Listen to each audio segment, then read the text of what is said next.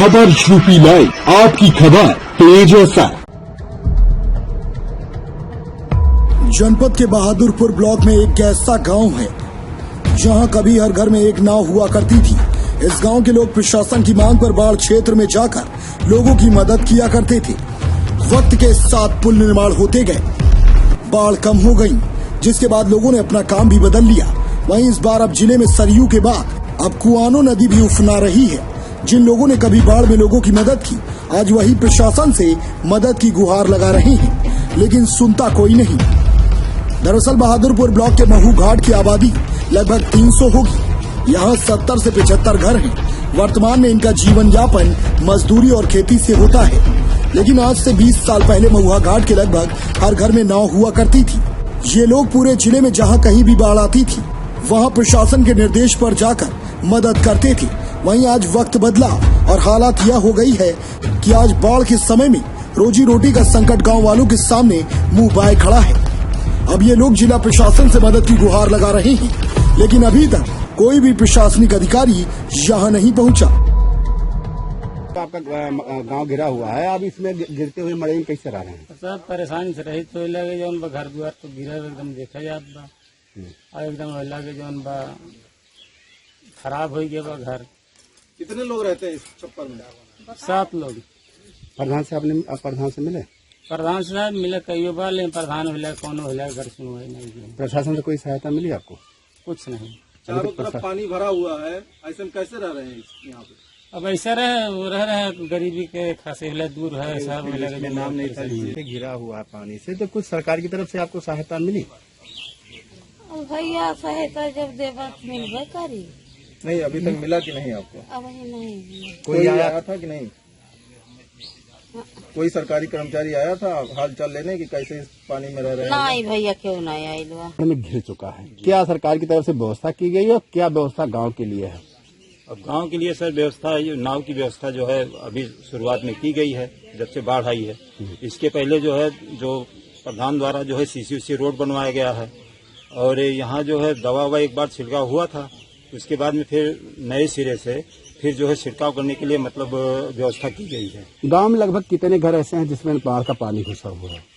अब गांव में लगभग जैसे यहाँ चारों तरफ से घिरा हुआ है सर गांव, ये करीब 25-30 घर हैं जो ये सारा जो है पानी से घिरा हुआ है। हमने गांव में पहुंचकर जब हालात का जायजा लिया तो इनका दर्द खुलकर सामने आ गया। ग्रामीणों ने बताया कि गांव के लगभग 25 घर पानी से घिर गए हैं। लोग अपने परिवार के साथ दूसरे के यहाँ शरण लिए हुए हैं। उन्होंने बताया कि इस बार लगभग 250 बीघा फसल बर्बाद हो चुकी है। इस बार भोजन का संकट सबसे बड़ा हो गया है। उन्होंने बताया कि जल जमाव की वजह से कीड़े मकोड़े निकल रहे हैं। लोग इनकी वजह से डरे हुए हैं। बच्चों, महिलाओं को शौच जाने में दिक्कतें हो रही हैं। बहुत सारे घरों में आज भी शौचालय नहीं है। ग्रामीणों ने बताया कि गांव विकास से कोसों दूर है। उन्होंने कहा कि कभी जिले में बाढ़ आती थी तो गांव के वो सभी लोग जिनके पास नाव थी वो प्रशासन के साथ मिलकर लोगों की मदद करते थे। जब तक बाढ़ रहती थी लोग घरों से दूर रहते थे, जबकि नाव का पैसा भी समय से नहीं मिलता था। वहीं आज हम लोग खुद परेशानी उठा रहे हैं और जिला प्रशासन का कोई अधिकारी कर्मचारी पूछने तक नहीं आया। उन्होंने बताया कि गांव में विकास कार्य नाम मात्र के हुए हैं, न तो आज तक छिड़काव हुआ और न ही किसी प्रकार की कोई और मदद मिली। ग्रामीणों ने बताया कि एक रास्ता भी गांव से बाहर जाने का बचा हुआ है, जिससे बाहर निकलकर मजदूरी से घर खर्च चल रहा है किसी तरह से। वहीं जब इस बाबत बस्ती मंडल के कमिश्नर अनिल सागत से बात की गई तो उन्होंने कहा कि हमारी टीम लगातार बाढ़ क्षेत्र का दौरा कर रही है। लगभग 3,30,000 क्यूसेक पानी पास कराया है, लेकिन न कहीं कटान हुई और न ही बांध टूटा। सरयू, कुआनो और राप्ती नदी में पानी बढ़ने की वजह से समस्या आ रही है, जिसको लेकर निर्देश जारी किए गए हैं। जो भी बाढ़ पीड़ित हैं, उन तक प्रशासन की मदद पहुंच रही है और जहां नहीं पहुंची है वहां कोशिश की जा रही है, व्यवस्था कराई जा रही है। पता लगा कि प्रशासन की मदद नहीं पहुंची।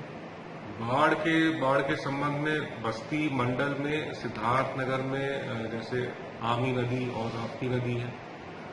संत कबीर नगर में भी आमी नदी, राप्ती नदी और सरयू है। और बस्ती में मुख्य तौर पर कुआनो है और सरयू नदी का पानी है।